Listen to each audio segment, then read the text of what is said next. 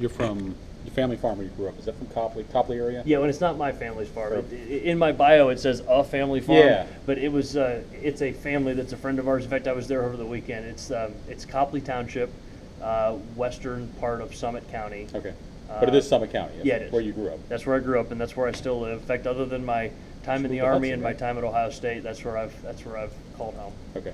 You were in the Army for, is it 10 years? 10 years. Green Yep. Beret for how long? Of that? I was in the 101st Airborne Division for 4 years, and I was in the Special Forces as an Army Green Beret for 6 years. And where did you go? What combat zones were you in? Iraq and Kosovo. Those are both combat zones. Mhm. Okay. Kosovo doesn't seem like it in hindsight, but yeah, it was technically a combat zone. Yeah. And there was serious stuff happening in Kosovo. Don't get me wrong. Yeah. So how do you, I mean, you started out talking about people risking their lives to vote Sure. in places where you were. Mhm. How do you instill that in voters in places like Ohio where we just had a primary where some places, you have single-digit participation? Yeah. So I think that part of it is our responsibility as public officials, how we talk about it. I think that we should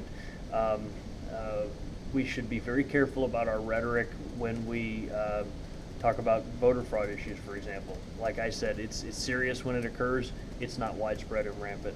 And so that's part of it. People need to know that when they go in to vote, that they're going to have a orderly experience and that their vote is going to be counted accurately and ultimately impact the outcome of the election. I think also we need to recruit a new generation of poll workers, and no disrespect to the great people that work at our polling centers right now, but statistically speaking, and this is just a fact, a lot of them are on the older end of the age spectrum.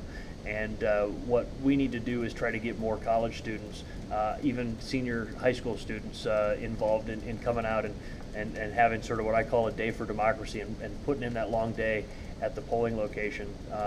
Also, I think that we ought to get back to, and I want to encourage this as Secretary of State, school tours to the County Board of Elections, right? It sounds boring, but it's not. And if you had the chance to bring a school group in, let them cast a fake ballot, to walk up to the voting machines and vote for what's your favorite topping on pizza or whatever you want to do.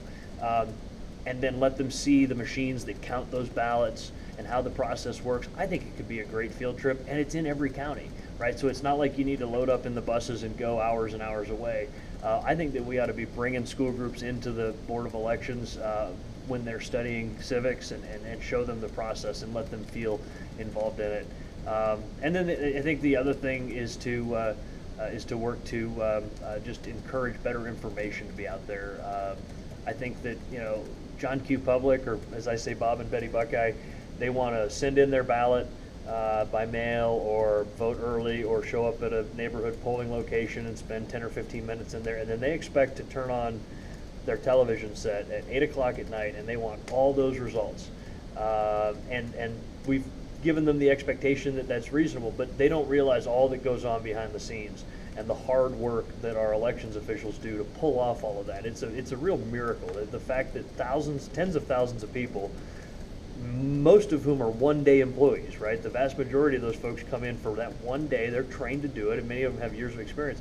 But the fact that they can come in and pull off this feat of modern democracy, and when there's a hiccup, because you guys do a good job of covering it and everything else, but most of the time it goes off without a hitch. And so I think that we need to, it's an education thing. And I think that those are all parts of the process. Also changing our civic discourse as it relates to the way that we run campaigns. I think that redistricting is part of that. I think that there's a variety of things. For people, imagine if you're a Democrat living in a vast majority Republican district, or a Republican living in a vast majority Democratic district. You feel like, does my voice really matter? I mean, I'm going to show up to vote, but I'm outnumbered 5-1 in my neighborhood, so what the heck? And so, having some more competitive elections is a good thing. I want to get you on the record on a couple of things. Sure. It's become an issue here recently whether certain people run for statewide office intend to serve a whole term and focus on that office, or run for another one. If you're elected, will you serve a full term as Secretary of State? Yes, sir. Do you have any ambitions beyond Secretary of State? No, I don't.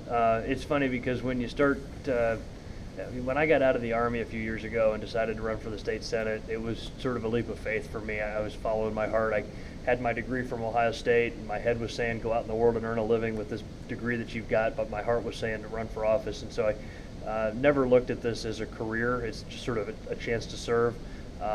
One day at a time is my motto, and what I've found is that the people that are constantly focused on running for their next office aren't spending their time doing the job at hand very well, and that ultimately is not in your own political best interest. So if you just do the job that you have really well, then future opportunities will open themselves up. I'm running for Secretary of State because I'm passionate about this. This is not a place to hang my hat or cool my heels for 4 years or whatever else. This is something I'm passionate about and would sincerely love to do, and so I will approach the job that way and stay focused on doing that job. Now, if opportunities present themselves, I think you can't foreclose any opportunities in the future, but I will serve 4 years as Secretary of State and then look at what possibilities come after that. Who knows where the future goes for any of us. I think it was alleged back in '04 that an inadequate number of polling places were open in neighborhoods where minorities lived who tended to vote Democratic. Would that be concerning to you as Secretary of State, and what would you do if those sorts of allegations were being made? Well, first of all, absolutely, that would be concerning if it ended up being true. The good news is that since '04, remember I was in the Army at the time, so I wasn't sort of actively working on these issues, but we've learned a lot from past elections, and as a result of that, there have been a lot of changes made in Ohio and nationally. Remember the 2000 election and the 2004 election both resulted in some pretty substantial national changes to improve the way that we conduct elections. It's never perfect, and I've said this. I had the chance to travel to a number of countries where they're working on building their democratic processes. Most recently, I was in Botswana and Namibia and met with, in Namibia in particular, because they're a relatively young democracy there. They're very focused on trying to build their civil society and their elections processes, and they view the American elections as perfect, and they want to just do it the way we do it. And what I always tell them is we've been at this for 230 years, and we're still perfecting it every day. We're still working on making our elections better every day, so don't lose hope. It's a journey, not a destination, this whole thing about conducting good elections. I think that it's important to separate allegations from fact, and so anytime something like that comes up, you investigate it. The Ohio Revised Code is our guide because that's what your job is as Secretary of State, is to enforce the law as written, not to make new law. That's the legislature's role. That's what I've done for the last 7 years and will do for the next year and a half. And you rely on what the state law says and you enforce it faithfully. And also what the federal law says, for example, Voting Rights Act and that kind of thing. So that would be my guidepost for how I would conduct myself in a situation like that. One other thing I have. This morning, Kathleen made a big deal out of aggressive voter roll purging. Do you think that happened, and do you think would you run the office similarly to your predecessor in that regard? Well, I think that what Secretary Houston was doing, and I can't speak for him on this, but he was enforcing the law as written. Could there be improvements to the way that the law is written on this? For sure. But it's really easy to make a talking point out of this. What's not really easy is to look at the actual day-to-day work of maintaining these databases with hundreds of thousands of people, millions of people. So imagine maintaining a database that is dynamic. It's changing every day. Today, in Franklin County, dozens of people are no longer with us, either biologically or geographically, no longer with us. Dozens of people are registering to vote. Dozens of people are changing their voter registration. And when people are deceased, they need to be removed from the rolls. There's a process for that. If we follow the process, then we can do so in a way that's not going to disenfranchise people. When people move out of state and forget to change their registration, there's a process for dealing with that. When people's registrations become inactive and we haven't seen them vote for years and years, there's a process for handling that. If you rely on what the Ohio Revised Code says, there are a lot of steps to be taken. For example, one misconception is that when someone when the record is received that someone is deceased, they're not immediately removed from the roll. They're put into an inactive status, and as long as they don't show up, which they're not going to, but as long as they don't show up at the polls, then they will eventually be removed. So you don't immediately get removed from the polls, you get put into an inactive status, and you remain in that sort of purgatory status, if you will, in the voter rolls for a number of years, and then your registration is removed. And so this is not easy, it's not perfect. You can always nitpick examples where this guy was removed when in actuality it was his father because he was a senior and he was a junior or whatever else, which is, by the way, my circumstance.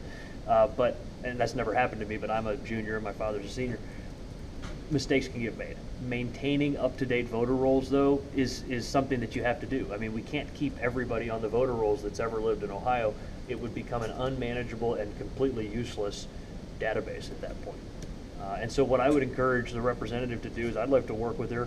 This is the way I approach things. I'd love to work with her to find a way that we can improve the laws that we have right now to make sure that we can accomplish the dual goal of removing people from the rolls that shouldn't be on them, and we can all agree on who that is: people that have moved, people that have become ineligible, people that have left the state, withdrawn, deceased, etc. We can accomplish that, taking those people off the rolls, while at the same time not inadvertently disenfranchising people. Because nobody wants to disenfranchise people, and nobody wants millions of dead people remaining on the voter rolls. So this should be one of those things where Republicans and Democrats can sit down and people of goodwill can work out a problem. That's all I have.